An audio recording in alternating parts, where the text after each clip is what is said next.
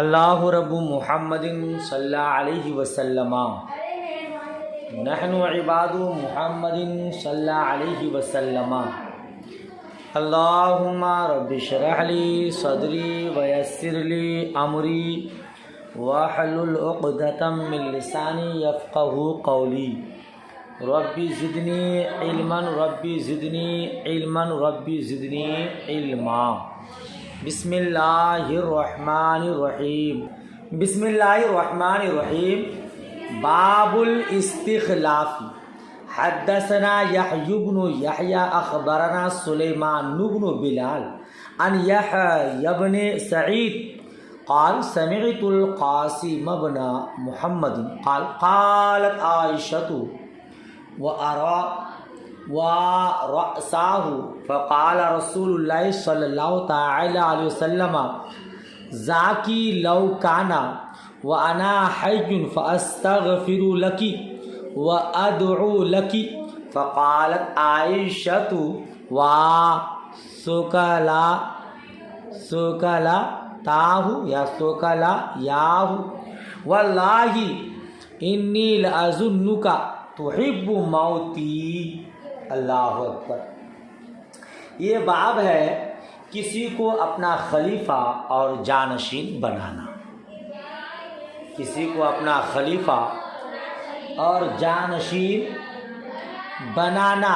امام بخاری علیہ رحمہ فرماتے ہیں ہم سے حدیث بیان کی یحییٰ بن یحییٰ نے ہمیں خبر دی، وہ فرماتے ہیں ہمیں خبر دی سلیمان بن بلال نے، وہ روایت کرتے یحییٰ بن سعید سے، وہ فرماتے میں نے قاسم بن محمد بن ابی بکر صدیق، یہ قاسم بن محمد بن ابی بکر صدیق بین سطور سے سنا، وہ فرماتے ہیں کہ حضرت ماں عائشہ صدیقہ رضی اللہ تعالی عنہا نے فرمایا وَرَأْسَاهُ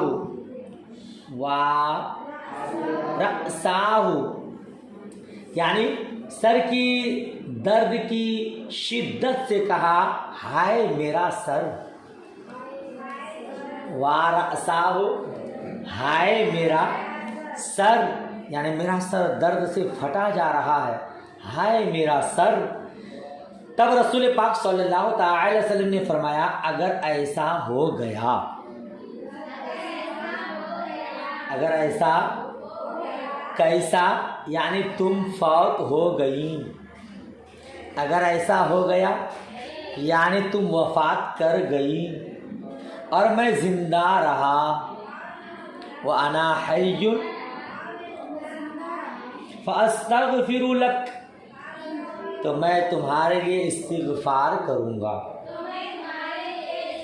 وَأَدْعُو لَكِ اور تمہارے لیے دعا کروں گا۔ اب ایک عورت ہونے کے ناطے جو بات ام المؤمنین حضرت ماں عائشہ صدیقہ رضی اللہ تعالی عنہا نے کہا وہ سنیے۔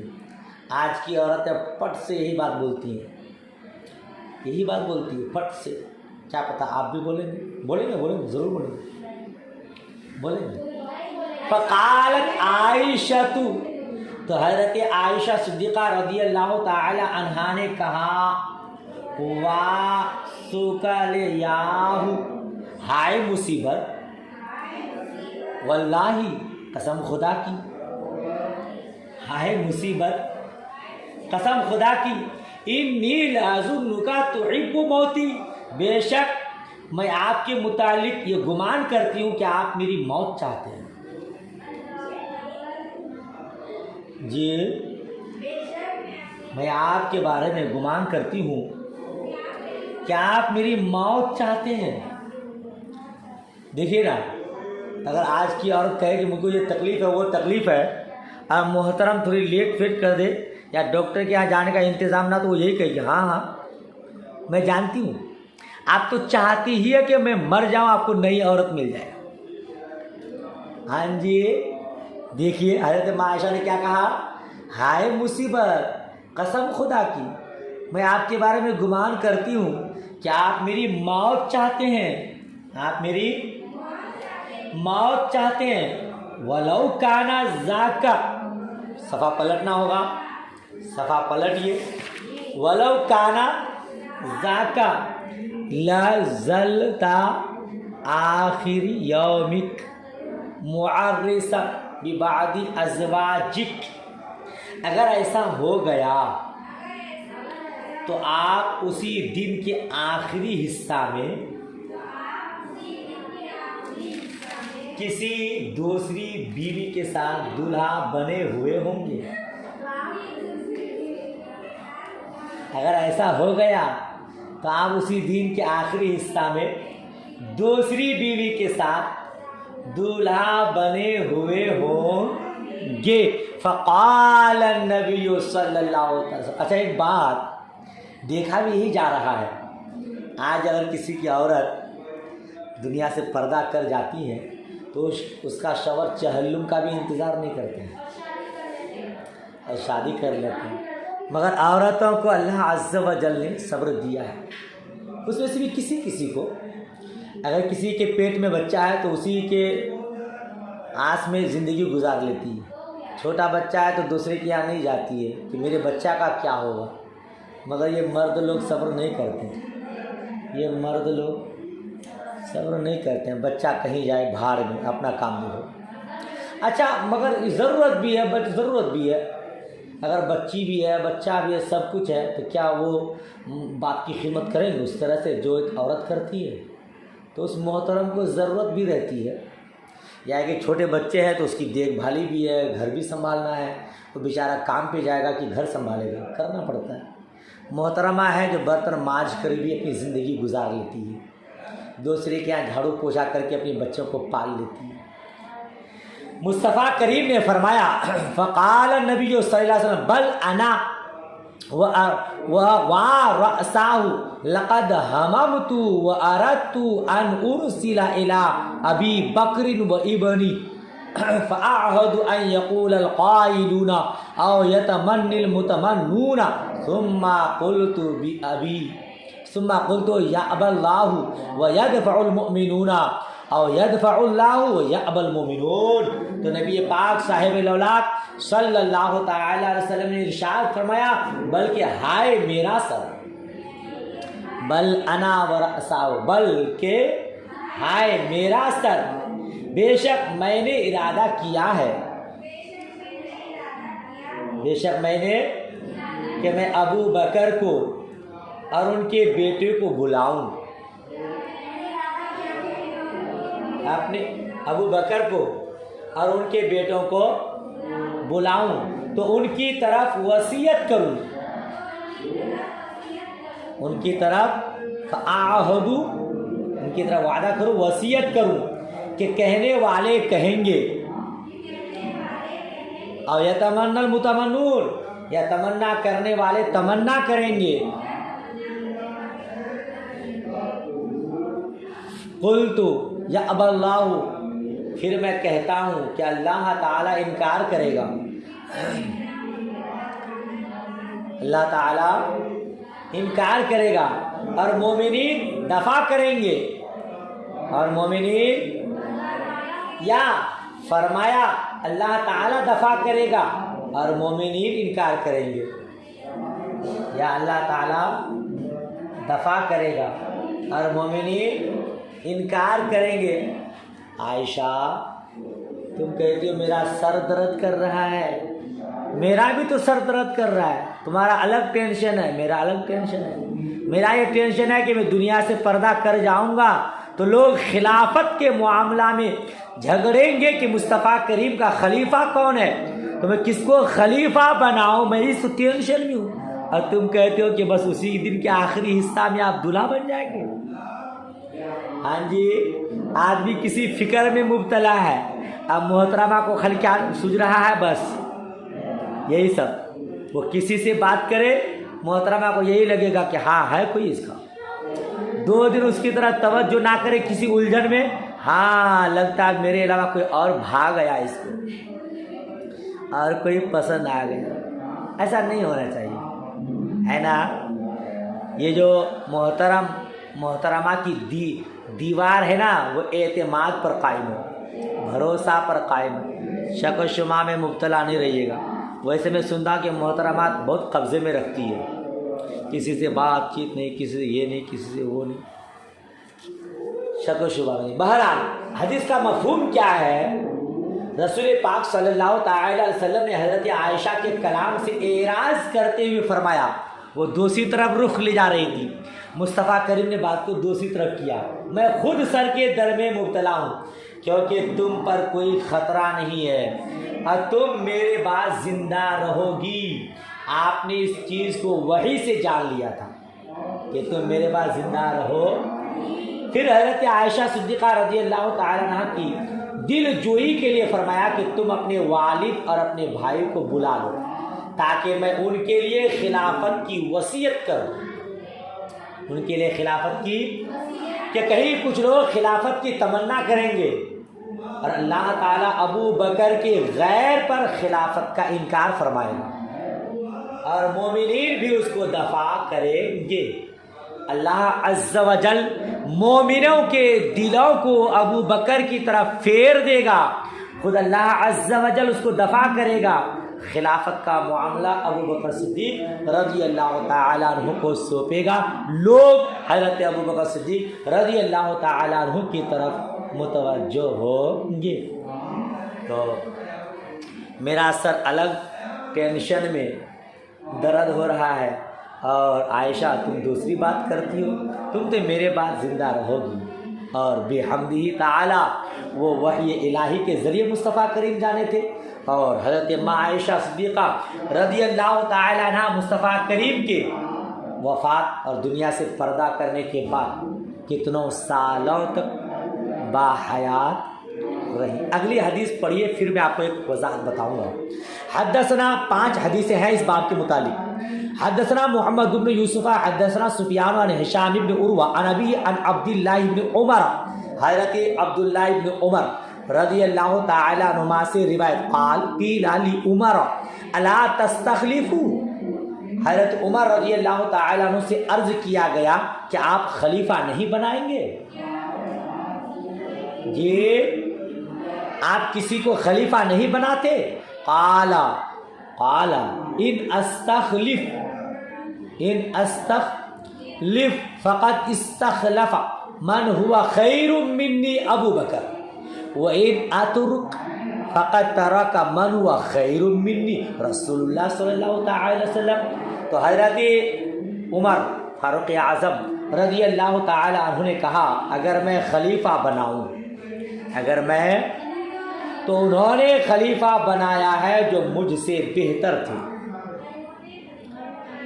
اگر میں خلیفہ بناؤں تو انہوں نے خلیفہ بنایا ہے جو مجھ سے بہتر تھے، اور وہ حضرت ابو بکر صدیق رضی اللہ تعالی عنہ ہیں۔ حضرت عمر فاروق اعظم نے اپنے سے اچھا حضرت ابو بکر صدیق رضی اللہ تعالیٰ عنہ کو بتایا، اور وہ تو ہے ہی ماشاءاللہ مسلم ہے، مصطفیٰ کریم کے بعد امت محمدیہ میں مردوں میں سب سے بہتر افضل البشر حضرت ابو بکر صدیق رضی اللہ تعالیٰ عنہ ہیں۔ تو کیا فرمایا؟ اگر میں خلیفہ بناؤں تو انہوں نے خلیفہ بنایا ہے جو مجھ سے بہتر تھے، اور وہ ابو بکر صدیق ہیں، یعنی مجھ پر کوئی اعتراض نہیں ہوگا۔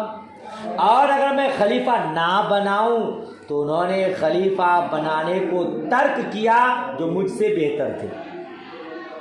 ترجمہ سمجھ میں آ رہا ہے؟ اور اگر میں خلیفہ نہ بناؤں، میں خلیفہ بنانے کو ترک کر دوں تو انہوں نے ترک کیا ہے جو مجھ سے بہتر تھے، اور وہ رسول اللہ صلی اللہ تعالی علیہ وسلم ہے۔ جی وہ رسول اللہ صلی اللہ تعالی علیہ وسلم ہے۔ تو اس حدیث میں کیا سمجھ میں آ رہا ہے کہ حضور صلی اللہ تعالی علیہ وسلم نے اپنا خلیفہ کسی کو مقرر نہیں فرمایا تھا، تو حضور نے خلیفہ بنانے کو ترک کیا۔ اگر میں ترک کر دوں تو مصطفیٰ کریم کی مطابقت، خلیفہ بناؤں تو ابو بکر صدیق کی مطابقت، یعنی مجھ پر کسی طرح سے کوئی اعتراض وارد نہیں ہوگا، ہے نا؟ اب سمجھ میں یہ بات نہیں آتی ہے کہ حضرت ابوبکر صدیق رضی اللہ تعالیٰ عنہ تو مصطفیٰ کریم کی طرف سے خلیفہ مقرر تھے. پھر ابوبکر نے فرمایا کہ حضور نے خلیفہ بنانے کو ترک کیا. جی ہاں، صراحتاً آپ نے خلافت نہیں دی تھی، صراحتاً آپ نے دلالتاً خلافت دی ابوبکر صدیق رضی اللہ تعالیٰ عنہ کو، مگر صراحتاً خلافت آپ کو نہیں دی. تو عمر فاروق اعظم نے یہ جو کہا کہ حضور نے ترک کیا، مطلب یہ کہ آپ نے صراحتاً خلافت کو ترک کیا ہے، دلالتاً آپ نے خلیفہ بنایا. بہت ساری روایات میں ہیں جس سے دلالت یہ پتہ چلتا ہے کہ حضور نے ابوبکر صدیق رضی اللہ تعالیٰ عنہ کو خلیفہ بنایا. اس سے اوپر جو حدیث آپ نے پڑھی اسی کو امام مسلم نے اپنی سند کے ساتھ روایت کیا کہ حضور نے حضرت عائشہ سے فرمایا میرے لیے ابو بکر کو بلاؤ، میرے لیے، میں ان کے لیے ایک مکتوب لکھ دوں، ایک مکتوب، ایک نوشتہ تیار کر دوں، کیونکہ مجھے یہ خطرہ ہے کہ کوئی تمنا کرنے والا تمنا کرے گا اور اللہ تعالیٰ اور مومنین ابو بکر کے علاوے کو انکار کر دیں گے. جو حدیث اوپر پڑھی آپ نے مسلم شریف میں اس طرح سے ہے. کبھی حضور نے اپنے حیات طیبہ، حیات ظاہرہ میں حضرت ابوبکر صدیق رضی اللہ تعالیٰ عنہ کو امام بنایا، آپ مقتدی بنے نہیں. اور ایک روایت میں ہے کہ حضور کی بارگاہ میں ایک عورت آئی ایک مسئلہ پوچھنے کے لیے، اور پھر کہا حضور اگر آپ کو نہ پاؤں تو مسئلہ کس سے پوچھوں؟ مصطفیٰ کریم نے فرمایا جب تم مجھے نہ پاؤ تو ابو بکر کی بارگاہ میں جانا، ابو بکر کی بارگاہ میں. تو ان روایات، دیگر روایات کے ذریعے یہ سمجھ میں آ رہا ہے کہ حضور نے خلیفہ بنایا مگر صراحتاً نہیں بنایا. اسی لیے عمر فاروق اعظم نے فرمایا اگر میں خلافت کو ترک کر دوں، کسی کو خلیفہ مقرر نہ کروں، تو اس نے خلافت کو ترک کیا ہے جو مجھ سے بہتر یعنی رسول پاک صلی اللہ تعالی علیہ وسلم ہیں. فَأَثْنَوْا عَلَيْهِ، فَأَثْنَوْا، تو لوگوں نے حضرت عمر فاروق اعظم کی تعریف کی، لوگوں نے حضرت عمر فاروق اعظم رضی اللہ تعالیٰ عنہ کی تعریف. فقال راغب وراہب وددت انی نجوت منہا کفافا، کہتے ہیں تو حضرت عمر فاروق اعظم رضی اللہ تعالیٰ عنہ نے فرمایا میں اللہ کے پاس اجر میں رغبت کرنے والا ہوں، رغبت کرنے والا ہوں، میں اللہ عز و جل کے پاس اجر میں رغبت کرنے والا ہوں، ہے نا. یعنی مجھے خواہش ہے کہ مجھے اللہ کے یہاں اجر ملے. وہ راہب، اور اللہ کے عذاب سے ڈرنے والا ہوں، اللہ کے عذاب سے ڈرنے والا ہوں. میں خلیفہ مقرر کرنے سے ڈرتا ہوں کہ کہیں خلافت جو لوگ تمنا رکھتے ہیں کہ خلیفہ بنوں اس کو بنا دوں اور وہ خلافت کو کما حق ادا نہ کر سکے، اور جو خلافت سے ڈرتے ہیں ان کو خلیفہ بنا دوں اور وہ بارے خلافت کو نہ اٹھا سکے، برداشت کر سکے. تو میں اس سے ڈرتا ہوں. میں اللہ کے نزدیک اجر کی رغبت رکھتا ہوں، خواہش رکھتا ہوں، اور میں اللہ کے عذاب سے ڈرتا ہوں خلیفہ کہیں غلط مقرر نہ ہو جائے، اس لیے میں ڈرتا ہوں. پھر اس کے بعد کیا کہا؟ وددت، میں پسند کرتا ہوں کہ میرا خلافت سے معاملہ برابر ہو جائے. انی نجوت منہا، میں اس سے نجات پا جاؤں، جس کا معنی ہے کہ میرا خلافت سے معاملہ برابر ہو جائے، نہ مجھے ثواب ملے اور نہ مجھ پر گرفت ہو، نہ مجھے کفافل لا لی ولا علیہ، اس کا معنی ہے نہ مجھے ثواب ملے اور نہ مجھ پر گرفت ہو، اور میں زندگی اور موت میں لا اتحملها حیا ولا میتا، میں اور نہ میں زندگی اور موت دونوں حالتوں میں خلافت کا بوجھ نہیں اٹھاتا، اور میں کیا ترجمہ، اور میں زندگی اور موت دونوں حالتوں میں خلافت کا بوجھ نہیں اٹھاتا۔ جب تک باحیات رہا خلافت کا بوجھ اٹھاتا رہا، عدل و انصاف کو قائم رکھا۔ اب میری وفات قریب ہے، کہیں خلیفہ مقرر کرنے میں کچھ لغزش نہ ہو جائے۔ اگر جو خلافت کا حقدار نہیں اس کو خلافت دے دوں، جو بارے خلافت برداشت نہ کر سکے اس کو خلیفہ بنا دوں تو اس کا بوجھ میرے سر پر ہوگا۔ تو مرنے کے بعد بھی، انتقال کے بعد بھی خلافت کا بوجھ میرے سر پر ہوگا۔ میں نہیں چاہتا کہ میں زندگی اور موت دونوں حالتوں میں خلافت کا بوجھ اٹھاؤں۔ سمجھ شریف میں بات آئی، حالانکہ باب تھا اپنا خلیفہ اور جانشین مقرر کرنا۔ اس سے پہلے آپ ایک حدیث پڑھ چکے ہیں کہ حضرت عمر فاروق اعظم رضی اللہ تعالیٰ عنہ کی وفات کے بعد آپ نے وفات کے خلیفہ تو مقرر نہیں کیا، مگر عشرۂ مبشرہ میں سے 6 افراد کا انتخاب کیا۔ اس نے عبد الرحمن بن عوف رضی اللہ تعالیٰ عنہ کو اس کا سرغنہ بنایا، اور آپ بہت ماہر سیاست داں تھے۔ پھر آپ کو لوگوں نے چنا، آپ نے کہا مجھے خلافت کا شوق نہیں ہے، اگر آپ لوگ کہتے ہیں تو میں خلیفہ مقرر کر دوں، تو آپ نے حضرت عثمان غنی کو خلیفہ مقرر کیا۔ پڑھے نا اس سے پہلے، اپنا خلیفہ بنانا یہ تو عاجزی تھی حضرت عمر فاروق اعظم رضی اللہ تعالی عنہ کی، جو آپ نے ایسا جواب دیا۔ منشا یہ تھا میں اپنی زندگی میں خلافت انجام دیتا رہا، اس کا بوجھ میرے ذمہ ہے۔ اب اگر میں نے کسی شخص کو خلیفہ مقرر کر دیا، وہ اس کا اہل نہ ہو تو اس کا بوجھ بھی میری گردن پر ہوگا، تو میں نہیں چاہتا کہ میں اس کا بوجھ ہمیشہ اٹھاتا رہوں۔ عاجزی کے ساتھ آپ نے نامزد نہیں کیا، مگر ایک ٹیم، ایک کمیٹی آپ نے تشکیل دی جس میں حضرت عبد الرحمن بن عوف بھی تھے۔ حضرت عبد الرحمن بن عوف نے لوگوں سے باری باری پوچھا، حضرت علی کو رغبت کی خواہش دیکھی، آپ نے ان کو بھی سمجھایا کہ لوگ عثمان غنی کی طرف متوجہ ہو رہے ہیں۔ پھر آپ نے حضرت عثمان غنی رضی اللہ تعالیٰ عنہ کو خلیفہ صوب مقرر فرمایا۔ اس سے آگے والی حدیث دیکھیے کیا فرماتے ہیں۔ حدثنا ابراہیم بن موسیٰ قال حدثنا ہشام عن معمر عن الزہری قال اخبرنی انس بن مالک انه سمع خطبۃ عمر الآخرۃ حین جلس علی المنبر وذلك الغدا من یوم توفی النبی صلی اللہ تعالی علیہ وسلم۔ حضرت امام زہری رضی اللہ تعالیٰ عنہ سے روایت، وہ فرماتے مجھے خبر دی انس بن مالک رضی اللہ تعالیٰ عنہ نے، انہوں نے حضرت عمر رضی اللہ تعالیٰ عنہ کا دوسرا خطبہ سنا جب وہ ممبر پر بیٹھے، حینا جلسہ علی المنبر، جب وہ ممبر پر بیٹھے، وذالکا، اور یہ واقعہ نبی صلی اللہ تعالی وسلم کی وفات کے دوسرے دن کا ہے۔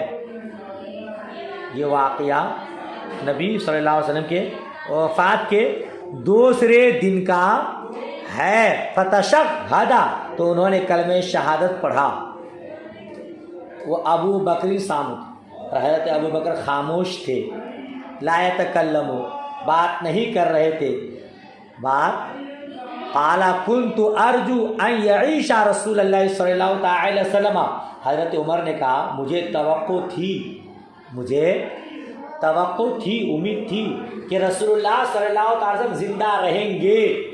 آپ کو نہیں معلوم جب حضور وفات کر چکے تو کسی کے اندر مجال نہیں تھی کہ کوئی کہہ دے کہ حضور وفات کر گئے، پردہ کر گئے۔ حضرت عمر رضی اللہ تعالیٰ عنہ اس طرح جلال میں تھے اور جوش میں تھے، کہتے ہیں مجھے امید تھی کہ رسول اللہ صلی اللہ تعالی وسلم زندہ رہیں گے۔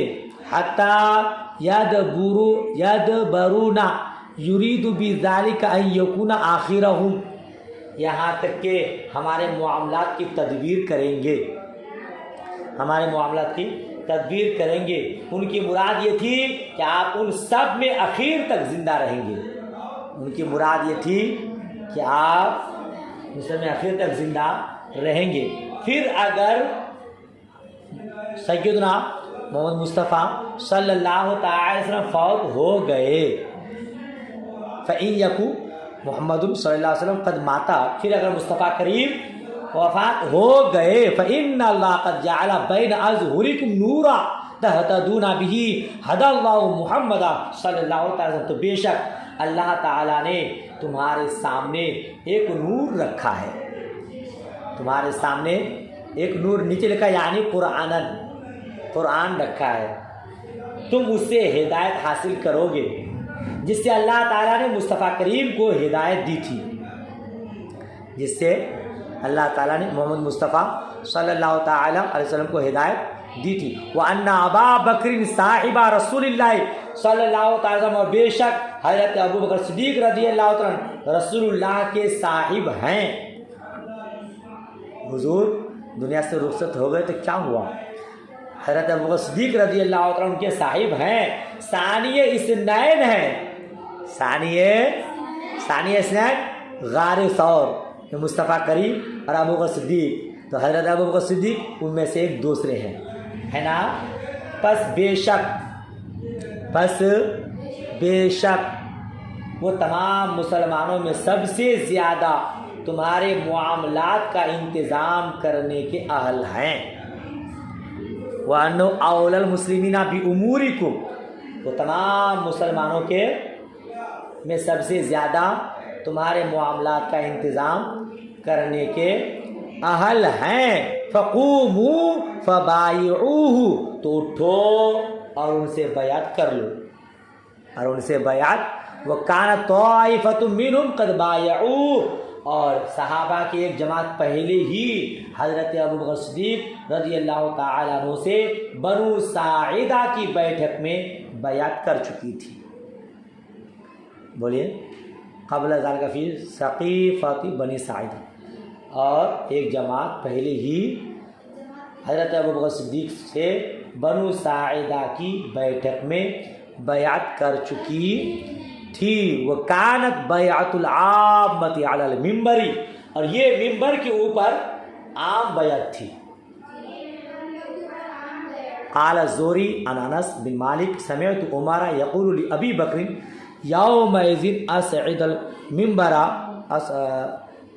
فلم یزل به حتی صعد المنبر فبایع الناس عامۃ۔ حضرت انس بن مالک رضی اللہ تعالیٰ عنہ سے روایت کی کہ میں نے، زہری نے حضرت انس رضی اللہ تعالیٰ عنہ سے روایت کی کہ میں نے حضرت عمر فاروق اعظم رضی اللہ تعالیٰ عنہ سے سنا، وہ حضرت ابو بکر سے اس دن کہہ رہے تھے آپ ممبر پر چڑھیے، پھر مسلسل کہتے رہے یہاں تک کہ حضرت ابو بکر صدیق ممبر پر چڑھے، پھر تمام لوگوں نے عمومی طور پر حضرت ابو بکر صدیق سے بیعت کی۔ یہ ترجمہ ہی ہوا۔ اس حدیث میں حضرت انس نے اپنا مشاہدہ بیان کیا جو انہوں نے سقیفہ بنو ساعدہ میں حضرت ابو بکر صدیق کی بیعت کے بعد سنا تھا، یہاں تک کہ پہلے اس بیٹھک میں صحابہ نے حضرت ابو بکر صدیق کی بیعت کر لی تھی، لیکن کچھ صحابہ کرام اپنے کاموں میں مشغول تھے جی، تو اس بیٹھک میں بیعت کے لیے نہیں آئے تھے، وہ یہاں مسجد میں بیعت عامہ کے موقع پر آئے۔ جن لوگوں نے سقیفہ بنو ساعدہ میں بیعت نہیں کی تھی انہوں نے آ کر بیعت کر لی، اور یہ دونوں بیعتیں ایک دن میں ہوئی۔ کچھ لوگ بنو ساعدہ میں ہو چکے تھے، کچھ لوگ باقی تھے، مسجد میں عمومی طور پر آپ کی بیعت کی۔